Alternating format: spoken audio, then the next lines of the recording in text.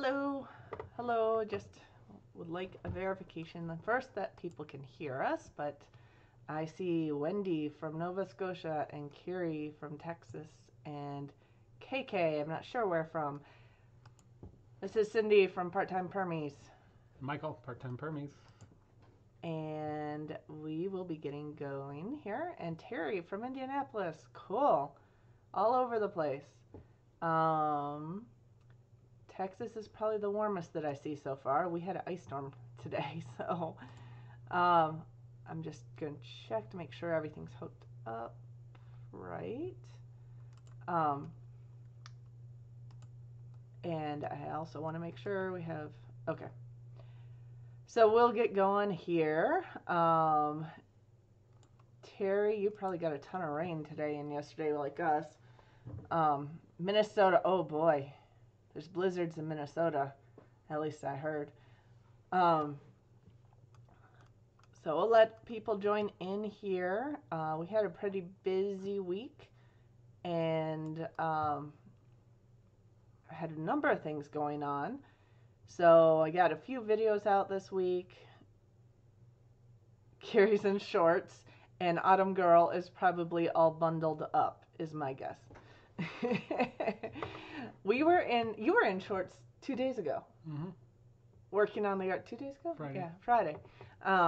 Working on the yard, but then the temperatures dropped and we got a ton of rain yesterday and it turned into ice this morning. So that was fun. In fact, I have actually a picture of this morning. 2 days ago we were in shorts, t-shirts, and everything, and that is all ice on the ground outside the window. Sorry, the picture was taken through the window because it was still sleeting and stuff this morning when I took this. So yeah, that's not snow, that's ice. So it's all melted now, but it rained most of the day and then freezing rain for half the day. So we've been definitely under a downpour. And not far north of us, they got a ton of snow. North and west, yep. North and west. I mean, well, yeah. Across the lake, they got a lot of snow. Yeah. Over in Minnesota, they got a lot of snow. So, just checking in, and let me see if I can see how many people are in here. For some reason, it doesn't show up where how I have my screen on right now, but anyway, thought I might be able to check that. But we do have a bit going on. We got 3 videos up this week, and show you some of them. Yeah, 8 people. Okay. For some reason, this rearranged my screen today, but anyway, I'll ignore it. So we had 3 videos that went up this week, and one is, if you haven't checked them out, we've been doing a lot of planting. Most of this I did last week. So Rose over at Wholesome Roots, yeah, maybe next week shorts. Yeah, that is kind of like the north here. But Rose over at Wholesome Roots had a collaboration on new things people are planting, 3 new things. So we did a video on that if you guys want to check it out. But we're actually planting a lot of new things this year because you had a field trip that you came home with some interesting things. So we'll talk about that a little bit as we go. We made some soil blocks this week. So if you guys haven't made soil blocks before for planting, there are some advantages to it. It's Elliot Coleman's, from Elliot Coleman's book. Actually, I have it right here. See if I could get in the screen. The New Organic Grower has a recipe for the soil blocks in there, but his recipe is talking about making them at a pretty large scale. He puts a bunch of like buckets of material together, so I wanted to do it on a smaller scale. Oh no, I'm just reading the comments. Terry said her daughter's church had a small roof collapse. Oh geez. It's definitely wet snow and wet ice. Yeah, we didn't go out today. No, we didn't go out at all. We stayed in all day today, and I stayed in all day yesterday. You went to the market yesterday. But she's in Minneapolis. Yeah, I heard they were definitely getting blizzards in Minneapolis. hopefully it's not too much damage to get that put back together, but that can cost a lot to redo a roof. But yeah, we didn't have too much. Actually, our ice storm, it did coat our branches. We had a few limbs come down last night. We were under a quarter inch, but it was still Yeah. a decent glaze. Yeah. It didn't tear down significant limbs, but also the trees are a little more flexible and there's no leaves on them, so Yeah, that helps. big difference. Single man t-shirt and shorts, temperatures in Central California. Nice, California. But rain tonight and tomorrow. Yeah, well, California gets, well, you're in Central California. I know Northern can get cool at times, but yeah, we're definitely a lot colder right now. And I think the whole Northeast is getting hit with this one. So I know from like Minneapolis east, south of us probably got mainly rain. Here's Finite World. Hello, hello. But yeah, so back to the soil blocks. If you guys, actually, I should ask you, how many of you guys have started seeds yet? I mean, those in the south probably have. Those in those warmer areas are probably putting things in the ground, is my guess. But how many of you guys have started your seeds yet this year? And I should ask you, are you guys planting anything new? Some of our new things, you'll have to check out our video to watch all of them, but we are doing a few new things this year, including peanuts. We have a variety of peanuts. So that'll be interesting. I have to figure out exactly where to put them, and I think we have to wait for this cold spell to pass. Yeah, but, it's a little bit early for those. Yeah, I'll probably have to plant those after our last frost is my guess, but I'll look it up. In Virginia, the garden's almost completely in already. That's cool. Yeah. Yeah. Yeah, and ours is literally just starting. In fact, we did soil blocks last week, and I showed a video, put together a video on downscaling that formula that Elliot Coleman had put together to make it a little more manageable for small sizes. But we already have some things growing. I believe this tray is the brassicas, so there's a whole lot of cabbage, broccoli, cauliflower, such, Brussels sprouts and things in that tray. But the other tray that started within 3 days of planting the seeds, of course, were the greens. I have a whole tray of greens in there, but the tomatoes are actually just starting to sprout as well. So definitely things are getting going. We won't transplant till middle or probably closer to the end of May.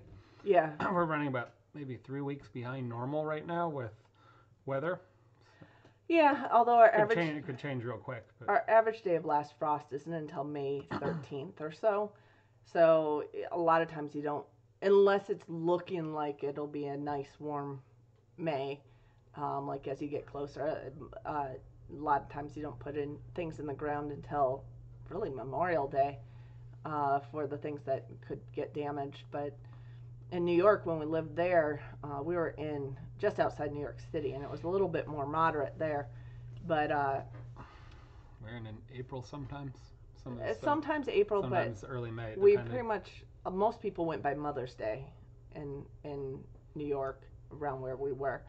So, but we're just trying to get things started so it's big enough to transplant by then. And I was a little bit behind on planting some things anyway, but I think everyone's been holding off a little bit because of the colder weather we've been having. It's been going back and forth so much.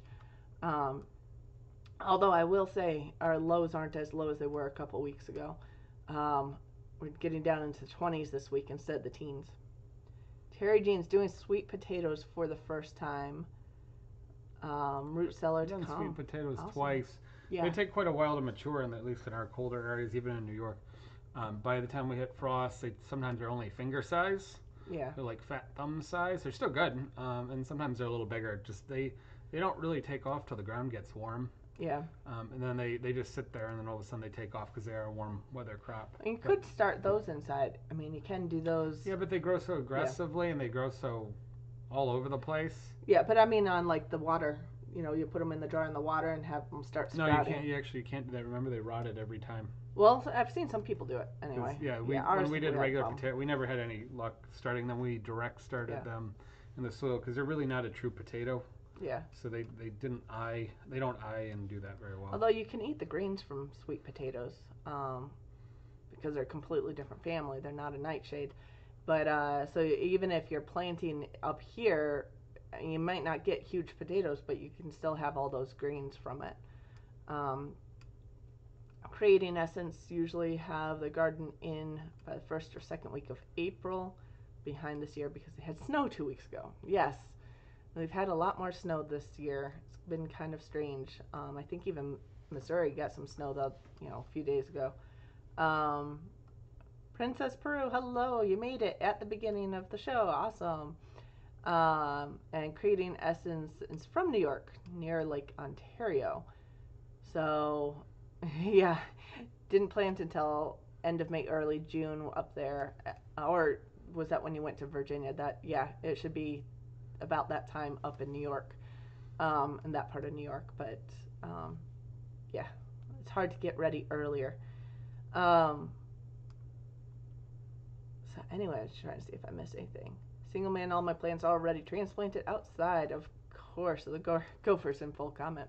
I haven't had problems with gophers around here. I've heard of people having problems with gophers on the other side of the state, but I really haven't had any.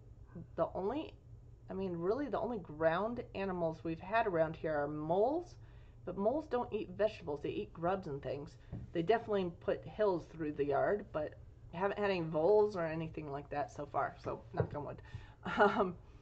But yeah, so we've been doing a lot of that. I did, before it got cold, I did get outside and actually when was it that you got the ramps? It was last Saturday, I think, and Sunday Yeah, I transplanted. I got just a few more. Yeah, so Sunday we transplanted some ramps into some areas that are hopefully going to be a little more damp because they like the wet places. For any of you guys who missed last week's live show, last week was herb of the week was the ramps, or wild leeks, depending on where you're from in the country. So we planted those in a variety of spots, basically 3 different spots around the property, but we don't have any naturally wet areas, so we're kind of taking advantage of like some eaves and runoff and stuff like that. Terry Jean has a greenhouse over a raised bed to warm the soil. That definitely will help out. Double cover for fall comes early. Yeah, we have some hoops out. One hoop this year. I mean, we've done up more than that before, but we had stuff in our hoops all winter. In fact, actually, we have pak choi in there that's bolting right now. So we could that's probably actually what was in Nobby's blend that was the flowering thing, I think. It's possible. Some sort of Asian green. Because we could probably snip those bolts and actually eat those because they're not quite, well, last I checked, they weren't quite opened up yet. Mm-hmm. But they've been growing all winter out there under hoops. So, curious, so many rocks must do raised beds. What was it we were watching recently? It was one of Justin Rhodes' pre-release chapters of the Great American Farm Tour, which I don't know if any of you guys watched that. That's a whole nother topic. But one of his pre-release chapters was the Back to Eden guy out west, and he was talking about how the rocks, it's good to have them in your garden because you have minerals from them in your garden. However, it's hard to plant directly into them. But he does all the wood chip mulch over everything, and plants directly into that wood chip. So I think that probably helps things. Raised beds is another way to go with rocky soil. We have really sandy soil, hardly any rocks at all, which isn't necessarily a bad thing, except it's not very rich. So we're having to build up like the humus and stuff in our soil. And it doesn't retain water at all. It basically runs straight through. So we've been doing leaf mulch beds and that actually helped quite a bit last year. And last year was so dry. But you dig down in the leaf mulch and it was damp down under, so that was nice. Trying to see if I missed anything else. Single man said trap the gophers alive and put them in a kiddie pool for the owls. Oh my gosh. Well, that's one way to go. Do they stay in the kiddie pool? I guess so. Creating as hard red clay. Back to Eden. Eden has been the answer over there. Yeah, I think that's we've done. I mean, we haven't done it with wood chips. We've just done the leaf mulch, but it's definitely helped things a lot. And yes, Princess says rocks keep the soil warmer as well. Yep. We just had a neighborhood, 40 or 50 houses that they took out fairly old forest and they chopped and ground everything. And I was waiting to see if they had trucks full of chip, and I was going to see if we could just divert them quarter mile down the road and get a couple trucks of chips. Unfortunately, most of it they were just chipping into the ground and then bulldozing it out of the way for the road, so they weren't moving it off property, so we didn't get anything from them.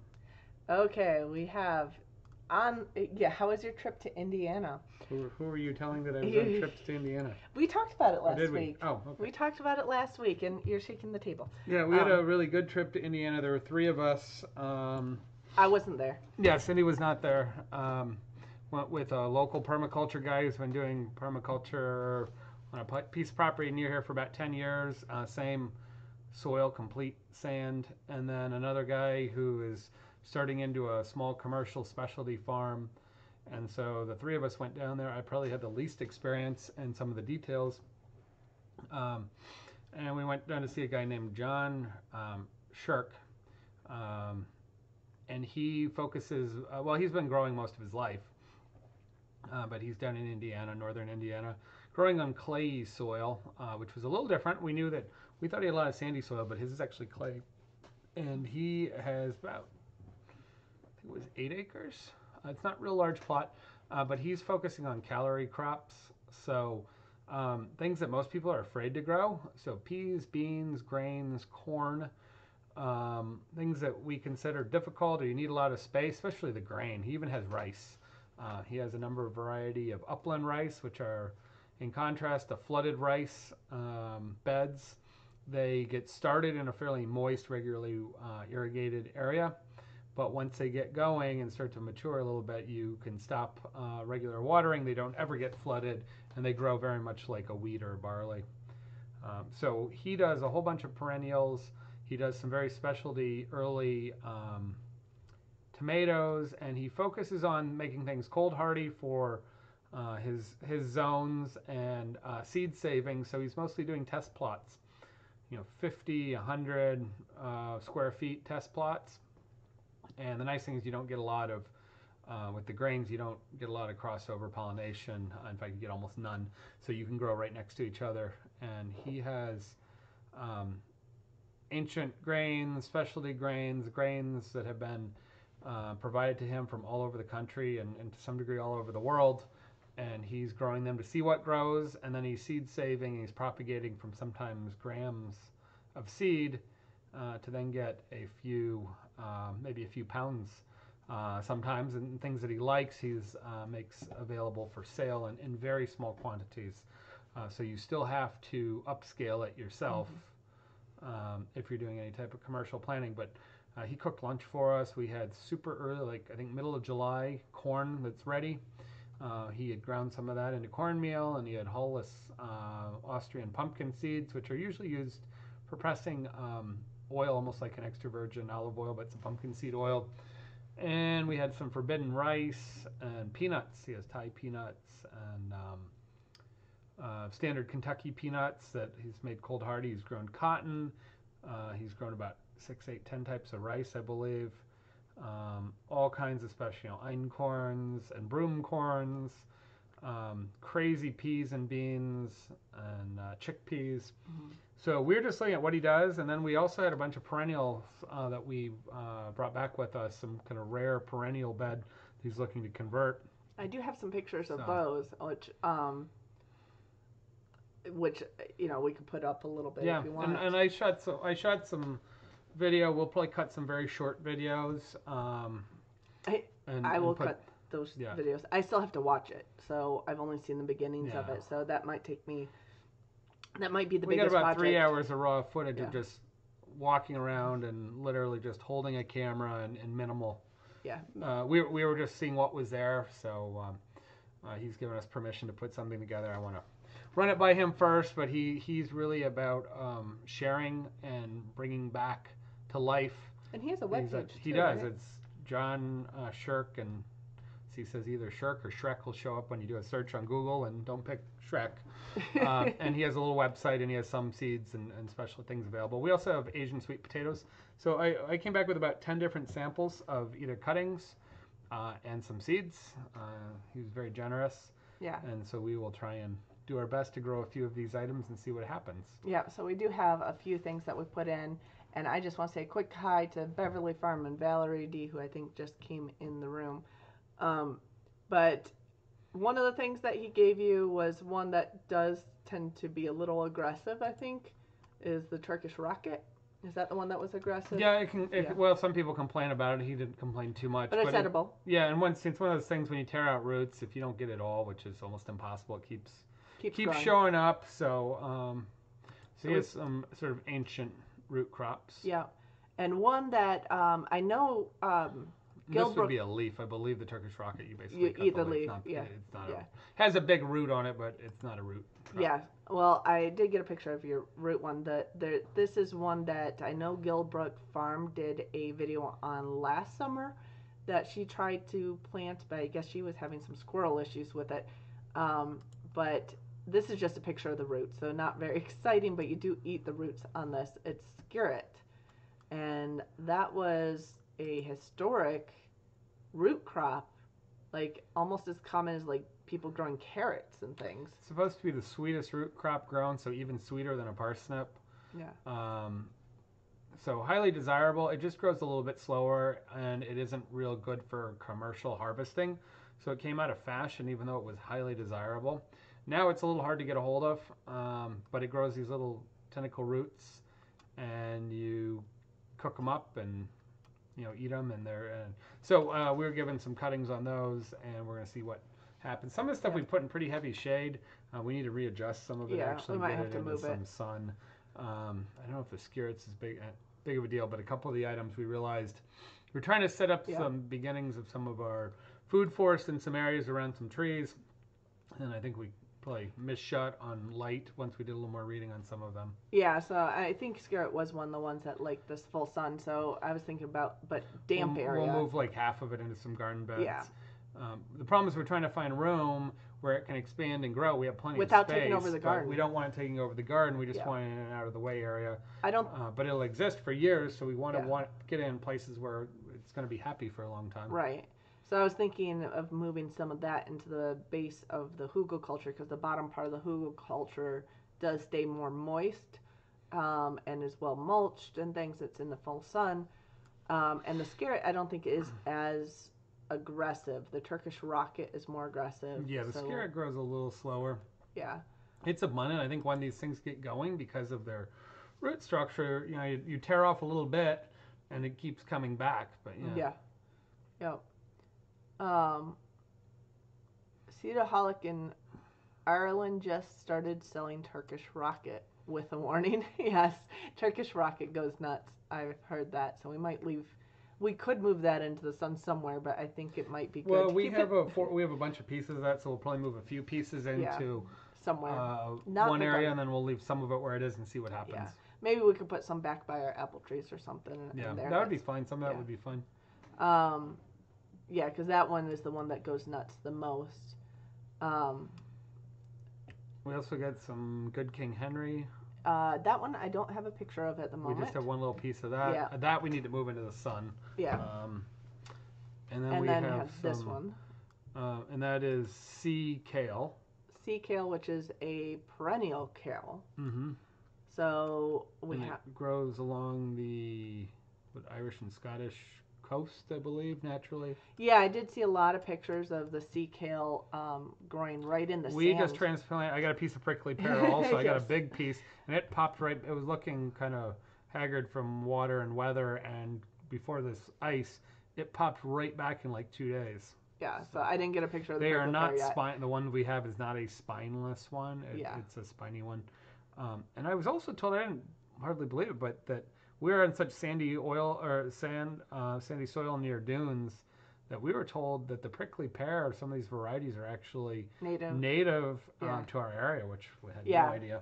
So that's kind of interesting that we're right in the area for prickly. I had no idea prickly pear grew in Michigan at all. No, I didn't either. But, I know it's somewhat cold tolerant because it gets very cold in sandy areas, even warm areas at night, and in the winter it can get very cold. But I didn't know it could exist this cold. Well, you came home with another interesting thing. Oh yeah. These. Anyone know what these are?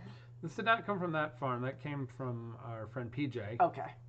It came from a neighbor almost. Yep. Who has a lot of them, and so he shared some with us. I haven't seen the scarlet flowers yet, Princess.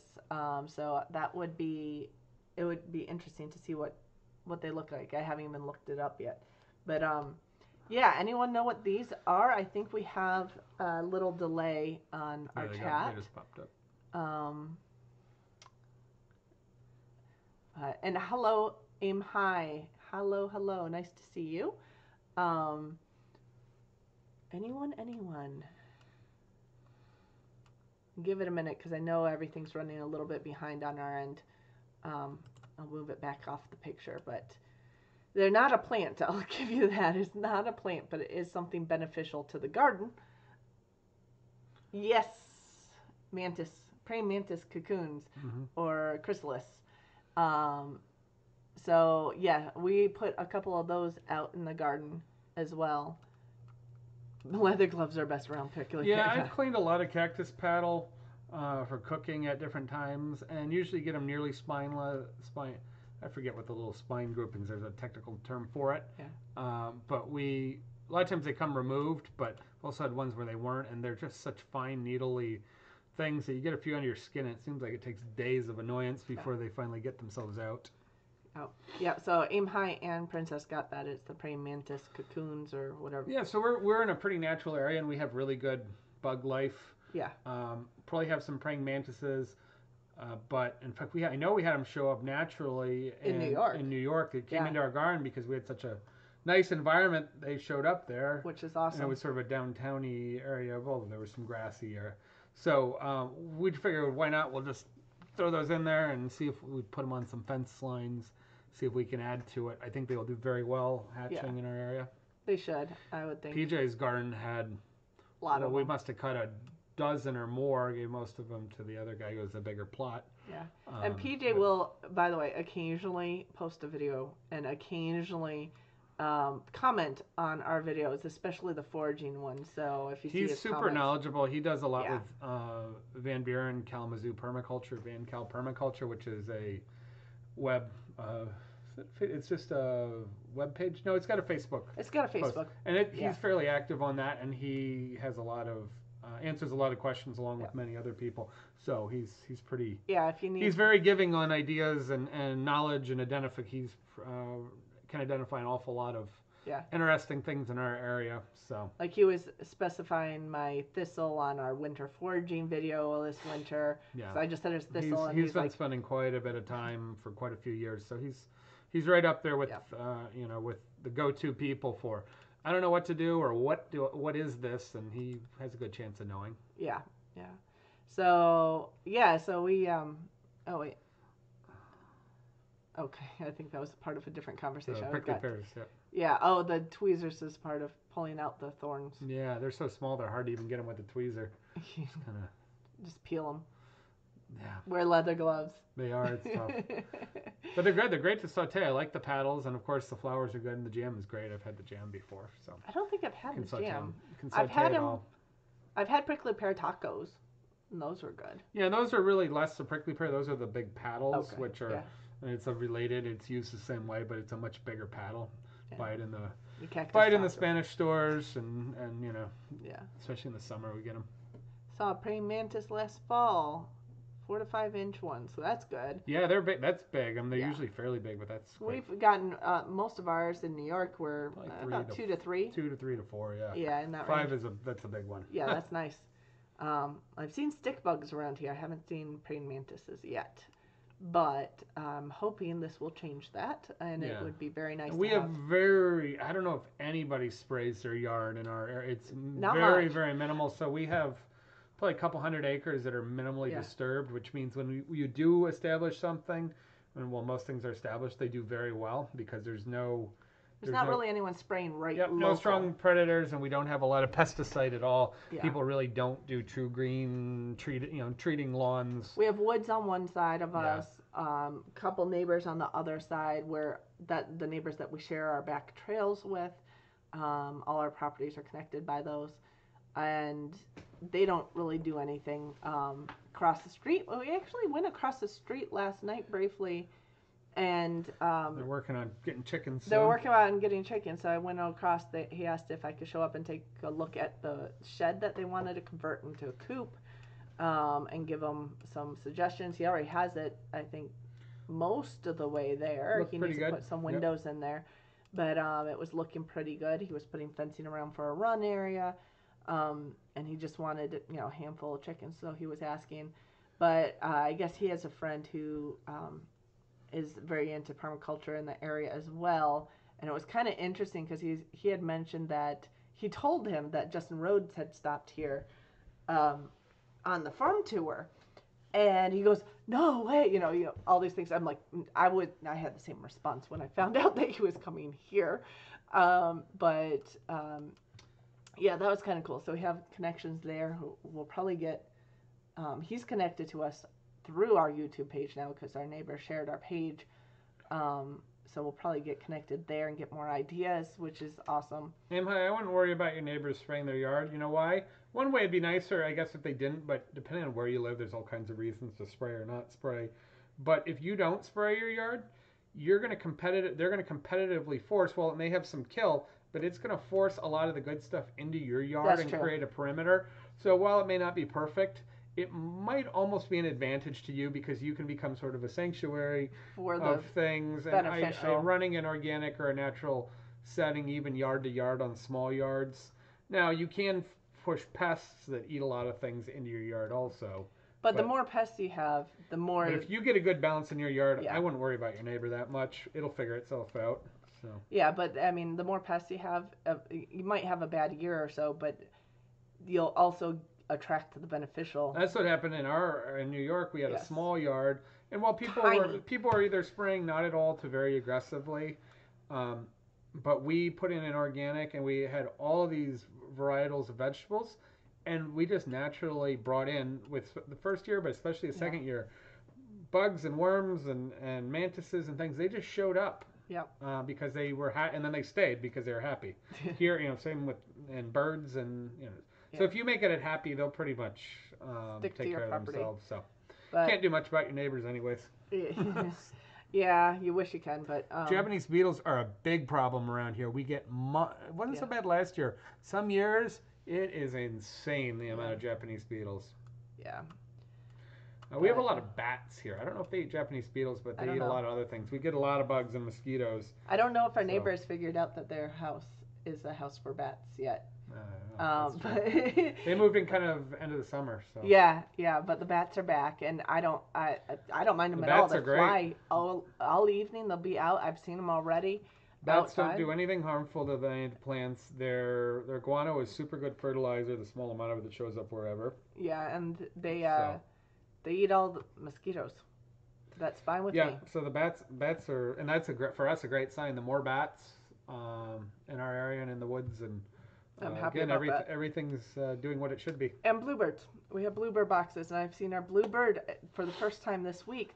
Last couple of years they showed up in March, I want to say, but we have a pair of bluebirds that nest in the bluebird house that I have next to the chicken coop, which I never put there. It was there when I moved in, but they come back to that one. There's 10 bluebird boxes, bluebird houses on our property going back along the trails, and they always nest in that one, which is like... I don't know who... Somebody recently I was reading, it might have been PJ or somebody else, was saying they think that if you have 1 in 3 or 1 in 5 occupied, they believe that's the density occupied. So you put out a lot for that type of, for bluebirds or other birds. Put them out. Don't worry about if they're all occupied. Yeah. We get mice and other things in them, but the birds pick what they need and they move around, and you're just giving them some options. So they're going to self-select how much room they need. What they want. So. And I think they like that one primarily because our yard right in front of it is open, but it's backed against some tree lines, so it's a little bit more balanced as far as shelter versus getting out to hunt, because they also eat mosquitoes and hunt bugs and things. For those of you that are not from Michigan, a little Michigan trivia: the state bird for Michigan is the mosquito. I think Minnesota says that too. We find them the size of chickens by the end of the summer. Sure. Especially up north. Once you get above Petoskey, they're the size of chickens. Yeah. Believe me, if you go out and you spend the... They're bad, though. If you're overnight up north, where it's, and you camp without serious repellent, you will wake up in such misery, like every square inch covered. I don't think the repellent's working so well anymore. I stopped using it last year, and I started using a mix of essential oils, which really... Yeah, that seemed I'm a magnet. Seemed to work as good as the... Yeah. They get me pretty good. Cindy maybe a little more. There was one time, when we were dating, Memphis in May, we went to the Bluffs for the jazz festival. Was that Memphis in May? It was something in the spring. Memphis in May is the rock. Okay, it was the jazz festival. It wasn't the jazz festival. It was the Memphis in May music festival. I went to both. It was the jazz fest. It was one of the jazz on the Bluff or something. Oh, that was music on the Bluff. That's a little private event, yes. Whatever it was. He didn't have a single mosquito bite, and my whole ankles to knees looked like I was broke out in hives. I get bit that bad too. So yeah, but I seem to be the magnet, and my sisters always joked that if I was near them, they wouldn't get bitten by mosquitoes because they'd all come to me. Anyway, get off the mosquitoes. I really don't want. I have already seen a mosquito in our house because we got that warm up last week, but we're frozen again, so I don't know how many will be around to eat, to feed on me at this point. But there was one other thing I had here. I'm trying to remember. Oh, going back to the Justin Rhodes. Mm-hmm. For any of you guys who don't know, he released his movie this week for the premiere for this weekend. You could get it online free from last night until Monday night. So if you haven't watched 10 o'clock Monday night, I think. 10 o'clock Monday night. So it's about 2 hours. Full-length movie. Full-length movie. It is his short version. You can buy the longer ones, which is like chapters, broken up into chapters on parts of his travels. But we watched it last night. In fact, it was a very late dinner and a movie, but we had a good dinner. I'll put that part first. The dinner was... what did you do? Pork chops with I made a Japanese curry, or very similar to a Japanese curry, which I really haven't made. I've had them a number of times, but I haven't really made them full out from scratch. So we made a Japanese brown curry. Typically in Japanese you do katsu, which is like a breaded pork cutlet or sometimes chicken. It's usually with a panko crumb. I didn't do that. I pounded out a bone-in pork chop, just floured it, and then after I seared it, we braised it a little bit and reduced down the curry. So that just some sauteed ramps and peppers, and I got some sushi rice and cooked that into a sticky rice and just tossed it with a little bit of our maple caramel and a little cider vinegar to make it into a vinegar rice. So not really a true sushi rice, but it's a vinegar rice, which isn't uncommon to serve some form of a sticky rice with a katsu style pork. So it's definitely in the Japanese range. I don't know if somebody'd say it's authentic by any means, but we definitely were playing with those flavors. So, yes, going back to the actual movie, we watched the whole thing. We were having problems at one point because it cut it out. I think they crashed the site. I think they crashed the site because I couldn't even get it through my cell phone for like a half an hour last night. But we got through it. And Rose was at the premiere and sending back texts that we were in the movie. Oh, she was at the premiere, and she actually sent us a text. She's probably sleeping right now or busy doing chores because I don't see her tonight. But... Yeah, she was. Well, today's her birthday. That's right. She had a birthday present to go to the premiere, and then sent a message on Facebook, I think it was, that was her reply. She goes, "You were in it late twice." Afternoon. Yeah. Yeah. Yeah, we were in the the 2 hour short version. We were in the short version, which actually was. I wasn't. Cindy was. Well, and Lucky the goose was. Lucky was the focus. And Lucky was just a few weeks old, like 2 weeks old. 2 weeks old at that point, He's and still almost yellow and fuzzy. and almost as big as his silky mom. So yeah, we did make the cut twice because we're also in the end. I opened up my chicken coop at the end. I don't know if you saw it, me so much as my elbow. Well, you had your sweatshirt on. I did have my sweatshirt on. So I knew it was our chicken coop, and opening up the door, and the girls who normally run out just stayed in the coop. And they really jumped through stuff very, very quickly because there's so much footage. A lot of times it was just, they skipped even a lot of stops. Yeah. They skipped and really didn't. I think the long version probably covers everybody and a little bit more. They focused on telling a little more of a story and just the trek of. It was well done. More their story of moving from place to place, and then they interjected different stops and different styles of stuff. Yeah. And so that, Yeah, and they were focused. Yes, they got a lot of the big farms and the popular ones. They didn't get much as far as the Canadian ones. They focused on the U.S. ones. Yeah, they really. I think they showed at the very end. They had a real quick clip of Curtis Stone passing by. They never did the permaculture orchard at all, and that was a major section. That was that was probably our favorite. Yeah, that was. Back to Eden stuff is interesting. Yeah. But the permaculture orchard was the most useful to our property. What we're trying to do. Yeah. So, yeah, he did more focus on certain states more. Like he spent a lot of time on the Florida stuff. But I think the expanded version has a lot more detail in that. I did catch some of those free chapters, and I did notice Ryan at Wholesome Roots made the extended version of I think the second chapter, but it was really just brief. They were just showing him pulling his chicken tractors. They do a lot with goats, of course, among other things. But I think she's also a master gardener, so they're doing as you know from their channel, they're doing a lot of different things. They do have a lot of different things, and she does a daily vlog there, which I tried in June and failed to not get my 30 videos in 30 days. I got 28, but you see at the Oscars. I don't even know. I mean, I'm in there so briefly that but it was cool though.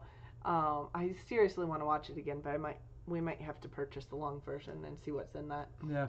Probably wouldn't be a bad idea. Yeah, which we didn't do the Kickstarter, so I think the Kickstarter people get it first. I assume they Yeah. So I think it's being released to them. But so we did make the cut, which I was surprised they called us to begin with to come here because we're just getting going on things, and then we're actually in the movie. Well, they spent a lot of time with the family right after us from Indiana that they have a little almost a suburban neighborhood yard, and they're doing chickens. Yeah. And he's focused a lot of time in the short version, and then came back and actually mentioned them again because they were just a family, just a regular family with a semi-suburban neighborhood grassy plot. They might have an acre or so, but they were really doing a lot. Yeah. So they did focus on a few of the small areas, more like backyard. Well, they wanted to show the scope of the whole range, of very urban to vastly developed in years and years of experience. They wanted to show that people could either do chickens or other types of animals, or definitely grow in any condition. One of the biggest things that Justin was interested in when we were talking with him, I think we did our video, was talking about that we were growing on a concrete deck 10 stories up at our apartment in New York. Yeah. And that we started with that and big planters, and then we moved to basically 400 square feet because that was all we could get at our house. With our small backyard and our dogs. And that we stepped through each of those depending on the different property, that we kind of did whatever we could. Now that we have 5 acres, I think we're up to almost, I want to say we're around 3,000 square feet. We just put our 2 gardens together. We're taking our raised bed and then our less developed gardens.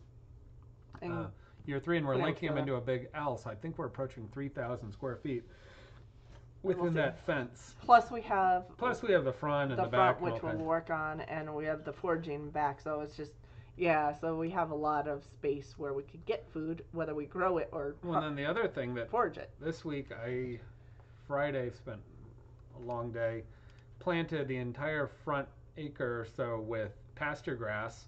We don't have a lot of grass growing there because it's been dry and because of the light issues. So we just tried putting in pasture grass in the middle areas. We have some basic, sun and shade utility grass in the very front and up by the house.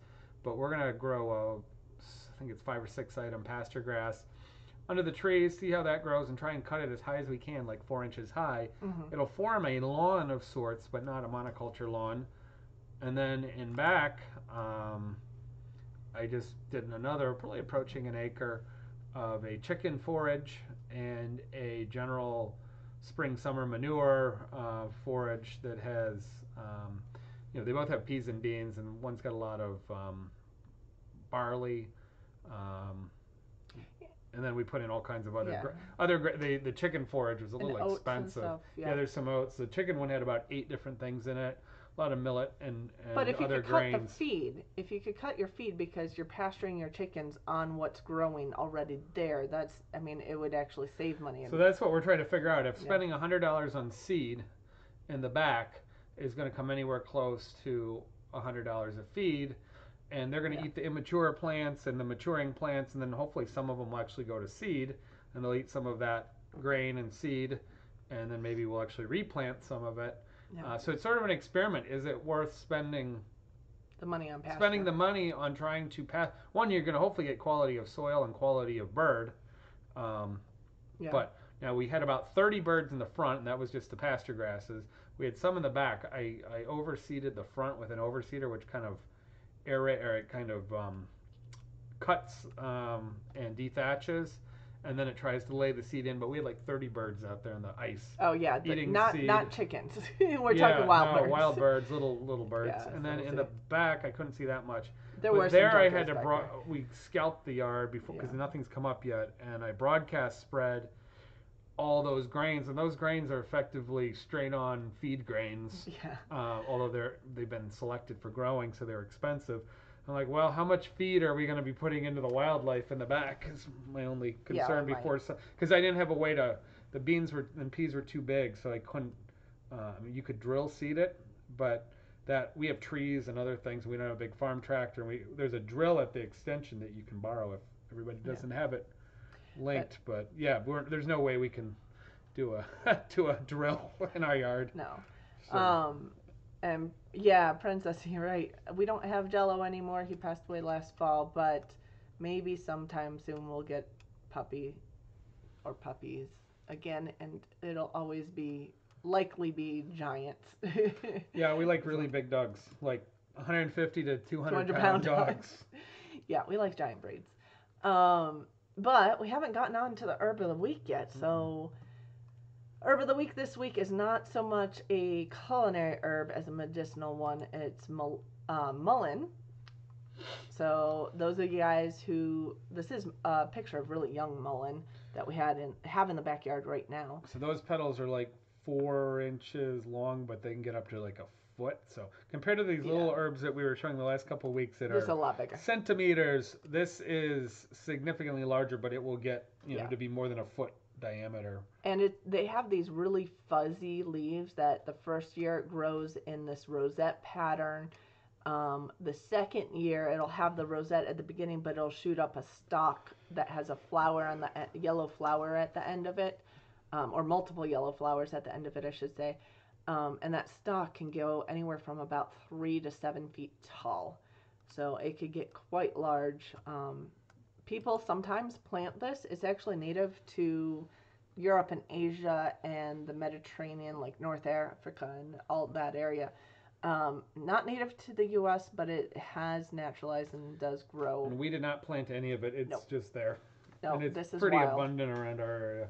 Yes, another name for it, cowboy toilet paper, or the toilet paper plant, or Quaker Rouge, because the Quaker girls would take the leaves and rub them on their cheeks, and to make their cheeks turn red, because the hairs on it can be slightly irritating.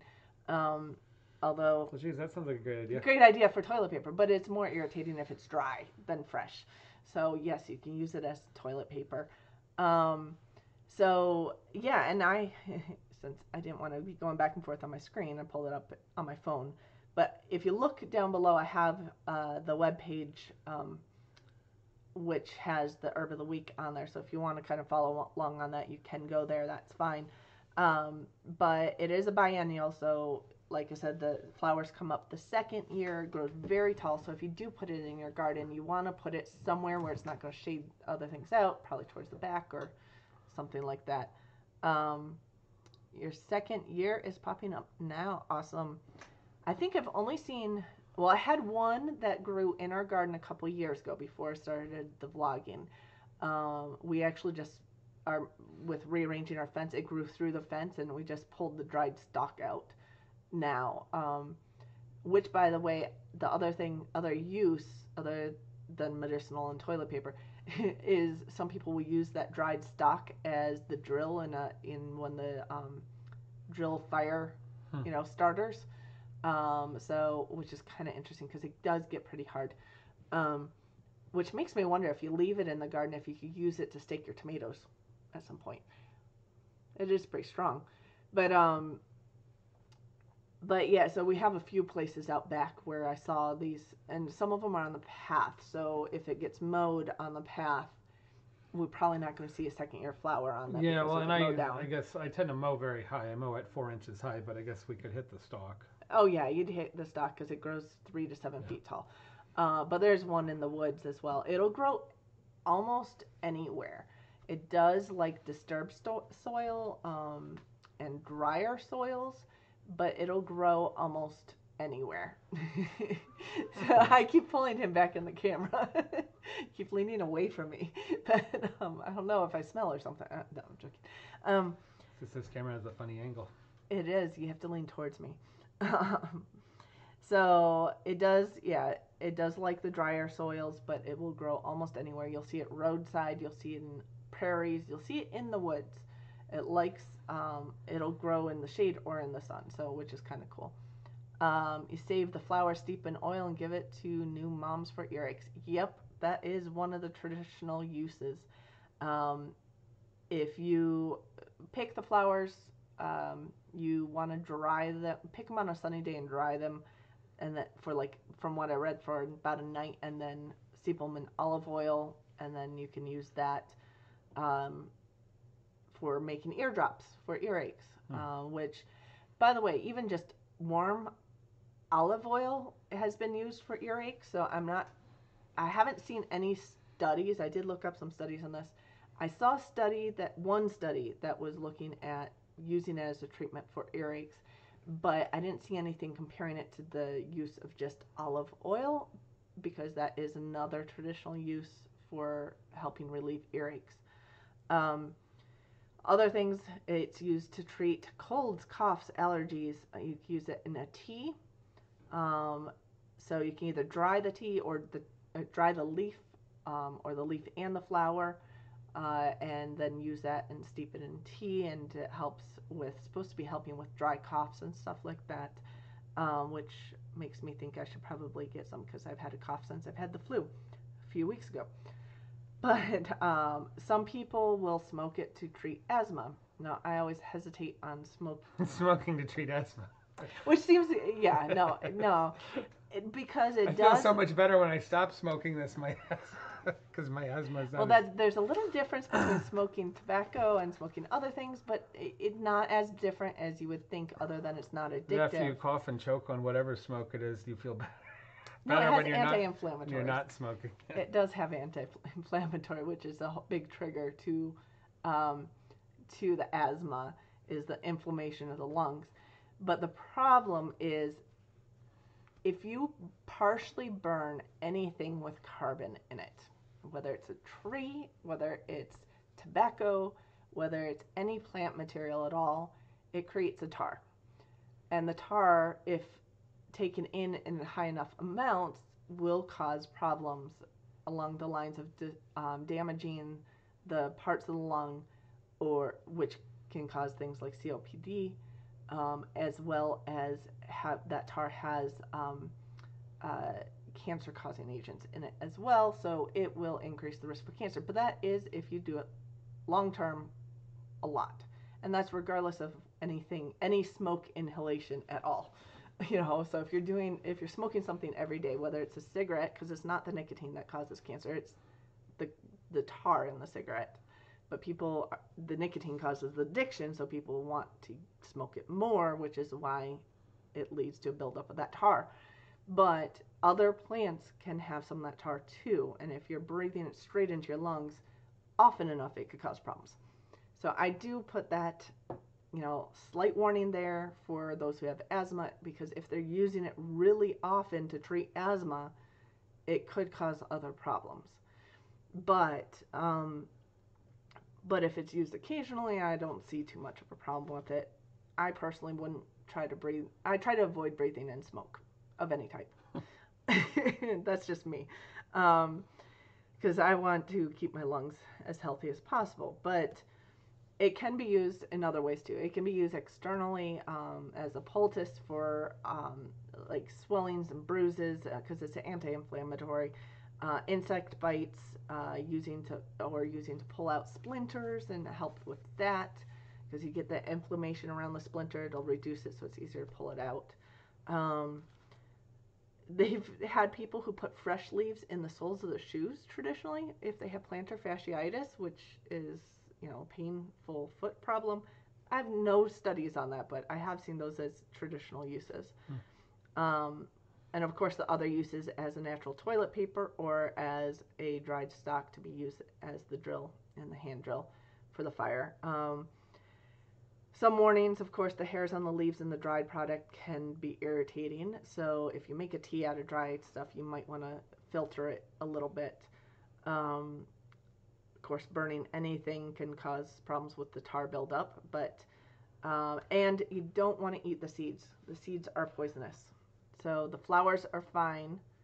Yes, tea.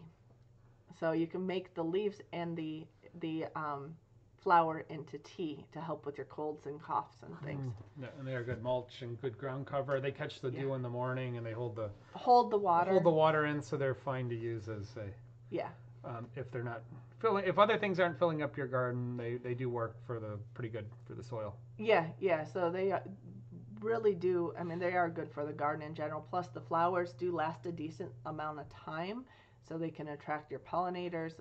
So it is a good garden plant in general. As far as the research goes, the only thing I found was a little bit of the studies on the primary component that's specific to the mullein plant that has some antioxidant, anti-inflammatory, and anti-neoplastic, so anti-cancer properties. But it was really just basic studies. It's not to the clinical aspect at all. We're talking about on cells in the laboratory.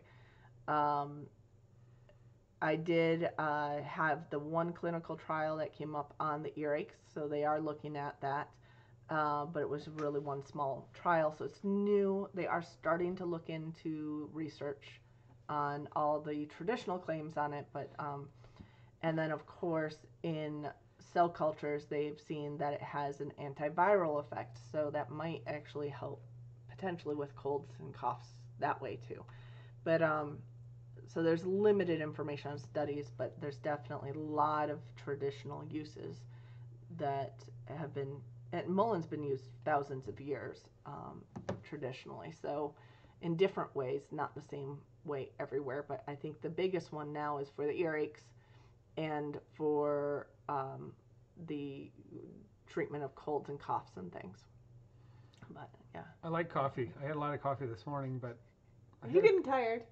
No, I was just yawning. But if I have coffee now, I then need to choose to do work for the next 4 or 5 hours, 6 hours. Slept in today. Yeah, yeah. So there are a number of uses. I don't know if anyone has any other questions or about mullein. There are some other names for it. Someone actually, I think it was, I'm trying to remember who it was last week, was calling it mullein dock. So that's another thing. Trying to see if I missed anything out there. Save the flowers, steep it in oil, give it for earaches. Someone last week was saying they smoke it for lung issues, and again, it's a kind of a balance on that because we don't have a lot of data on it, and like I said, anything with that half burned substances, tar's the same as creosote on your fireplace. So you don't want that building up is the problem.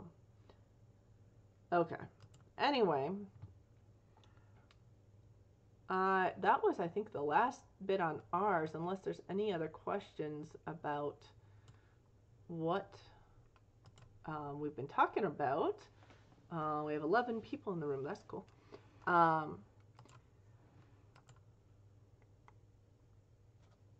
Trying to see if I missed any of the chats while I was talking about the other stuff. I think that was about it. So this week we do have some videos coming. We're going to have, I'm going to try to get through some of that field trip of Mike's and get through that footage and try to get 1 or 2 videos. But we do want to get approval from the farmer. Yeah, I mean, he's really generous, and his philosophy is more people need to get access. He makes his living selling seeds, although he admits he doesn't make much of a living, but it's important to him.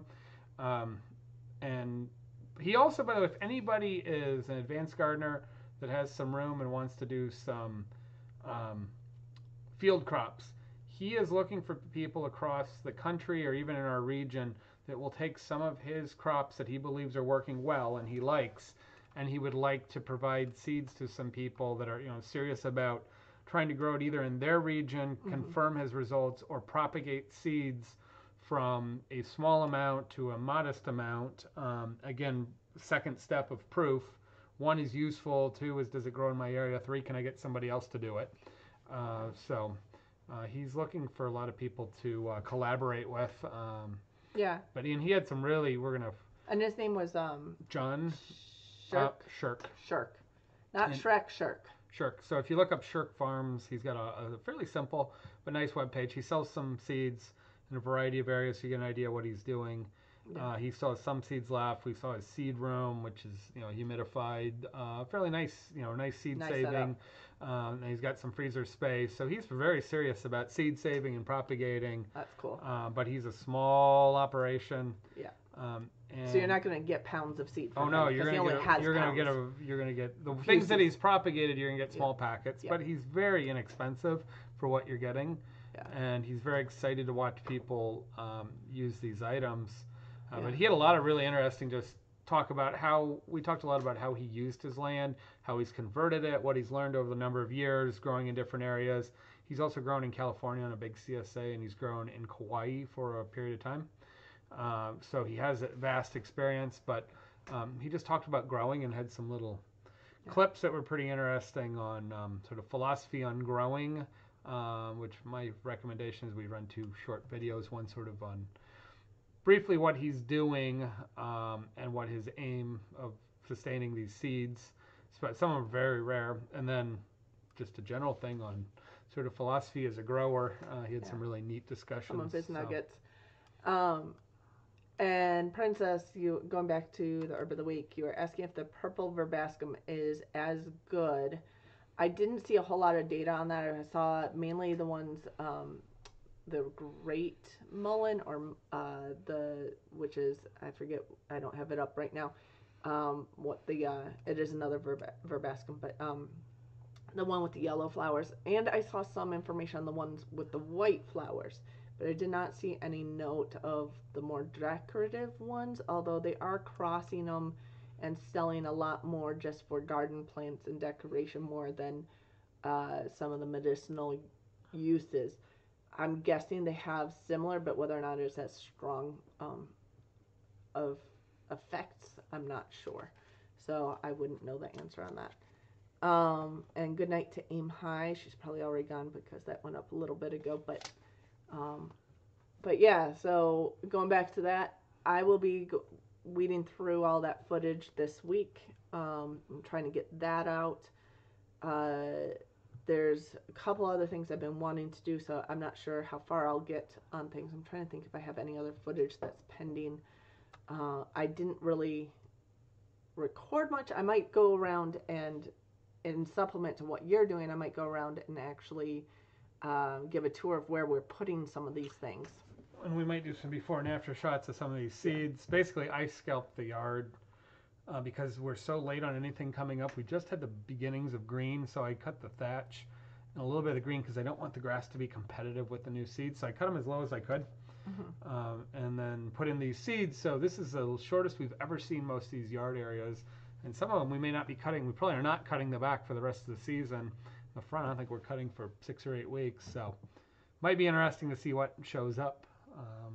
Link on, are you looking for the link on Shirk's farm or the link for our Herb of the Week, Princess? If it's a link for the Herb of the Week, there's a link in the description below, but for Shirk's farm, I might just look up Shirk. Yeah, just look up John Shirk. It'll come up in Google real easily. I'll see if I could do a quick. Yeah, we'll see if we can pull it.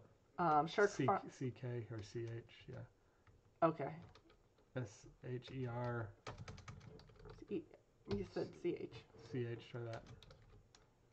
Well, if it's like Shrek, it wouldn't be CH, but Shrek, maybe it's K. Yeah, I think it's probably K. But so we'll see if we could get this up, and then, yeah, Shrek comes up, and then Shirk. Let's do. Why don't you put in farm? Yeah. It does have an H in there. Oh, Shirk farm. That's in Michigan. We'll have to find it, and I'll put it in the comments. Shirk seeds. It's got a. Yeah, I could put it in the comments of once this video goes to replay, and see if we can find his webpage there. Oh, there it is. John Shirk. Shirk Seeds, Bristol, Indiana. It's actually shirkseeds.com. So that is. I'll see if it'll go in here. Yep. See if that link works. Yes, it does. Okay. I've put links in before that it corrupts when I put it in here. So that one did work. The shirkseeds.com. A lot of his seeds are getting sold out for this time of the year because we're coming to the end. But he's still got a lot of things.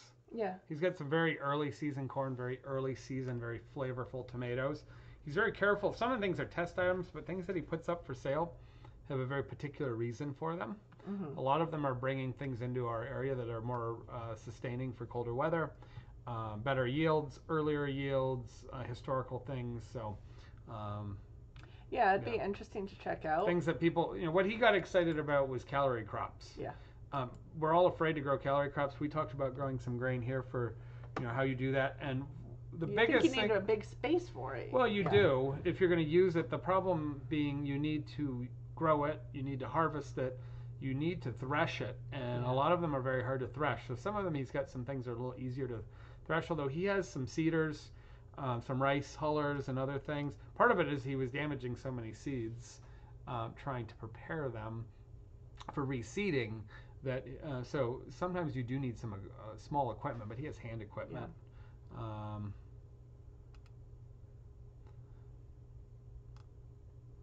Yeah, I think my link worked fine at World. I did test it. So, but yeah, the other times I've puts on these extra characters. You're right. So you have to make sure that you get off. Yeah. Anyways, so the big deal on a lot of this is thinking about small farming calorie crops.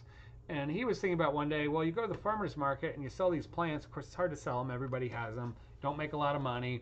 They go bad on you. He goes, and shoot, I'm growing all this stuff. He goes, but I can't fill my belly with it. He's like, well, if it was a post-apocalyptic setting and I'm trying to grow my own food, which he says he laughs about, and he goes, I'd never be able to do it, but I kind of, wonder if, he goes, we need calorie crops, and we don't grow calorie crops. We grow fruits and vegetables and greens. And so he started getting interested in corns and chickpeas and rices and beans. He does oats, and he does do some buckwheat. Definitely has some nice oats. And the idea, can I grow some of these things in our environment, and can I grow them in a way that I could actually harvest small amounts, and that I could supplement my own growing of calorie crops instead of everybody just avoids them, other than corn. Yeah. So yeah, I mean, it'll be interesting to look more into that, and I'm definitely curious on that footage. So I'll be probably watching the whole thing through once before I get to editing and try to figure out how to put it together. But that will probably take me a few days to do.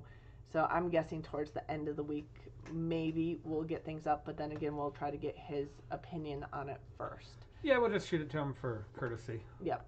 But so that may be coming hopefully before next week's live show, but we'll see how fast that gets I don't done. know if it'll make it this week. If not,